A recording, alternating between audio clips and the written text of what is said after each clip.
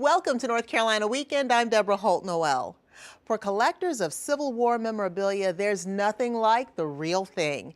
In our series, Collecting Carolina, producer Julia Carpenter takes us to New Bern and the Academy Museum to learn about the most treasured women's Civil War collectibles, clothing, and mourning jewelry.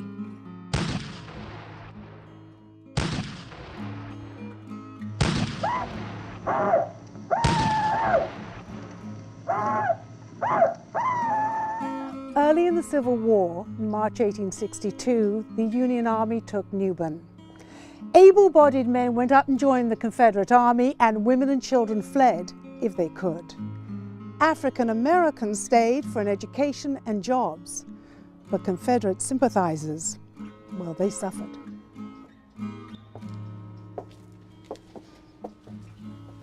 The Academy was built in 1809 as a school. It then served as a hospital during the Civil War. It now serves as our museum featuring Union and Confederate military items, sketchbooks from Union soldiers, and a good number of women's items reflecting their lives during the war. I'm wearing a Civil War era mourning dress similar to those worn by the ladies in the 1860s. Complete black, all flat, no shiny. I also have a black collar on my dress. That's a good indication when you're looking at Civil War era photographs that a lady's in mourning. Most collars were white. I have a nice bonnet on along with a veil that keeps me in mourning. Ladies wore these dresses for a year and a day. As an extension of a woman's wardrobe, the jewelry played a role in the mourning customs also. This is a brooch that a lady would have worn on her bodice, a bonnet pin to hold her bonnet on her head. And this is highly collectible. They are highly collectible, especially these as apron pins that would have held the apron on her bodice for protecting her dress from everyday wear and tear. Other collectible items can be seen here with this brooch that has braided hair, probably from a loved one who passed away. We also have a necklace made of hair woven in a design found in a lady's pattern book. And at the North Carolina Museum of History in Raleigh, textile conservator Paige Myers restores and preserves these artifacts. Civil War period textiles, most of the average dresses and uniforms usually don't exist anymore because people would wear them until they completely wore out. As textile conservators, we have to work with organic materials, which can be difficult sometimes. We're not magicians. We can't stop the degradation, but we can certainly slow it down.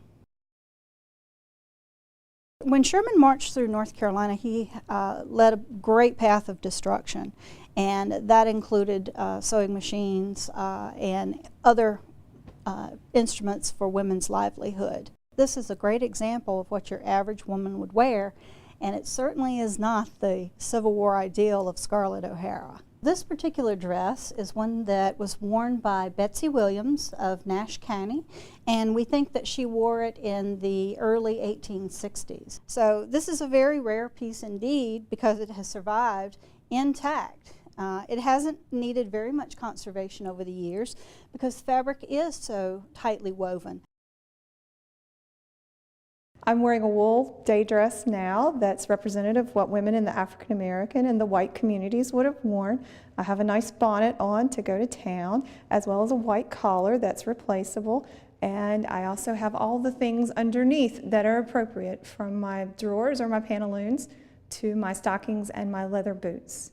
We're looking at a reproduction petticoat similar to what spies would have worn under their dresses. And Emmeline Piggott wore something similar as she left New Bern and took information to the Confederate lines outside of town. For reenactors and collectors of Civil War items, there's nothing like the real thing. So make sure to visit the Academy Museum as part of your Tryon Palace experience. For North Carolina Weekend and Collecting Carolina, I'm Julia Carpenter. The New Bern Academy Museum is a short walk from Tryon Palace, and it's open from 12:30 to 4:30 p.m. on Saturdays and Sundays. Groups of 10 or more may schedule a weekday visit. For more information about the Academy Museum or Tryon Palace, call 252-639 3500 or go online to tryonpalace.org. For more information on this series, Collecting Carolina, go to our website, unctv.org/ncweekend/collecting, and our series partners at ncmuseumofhistory.org.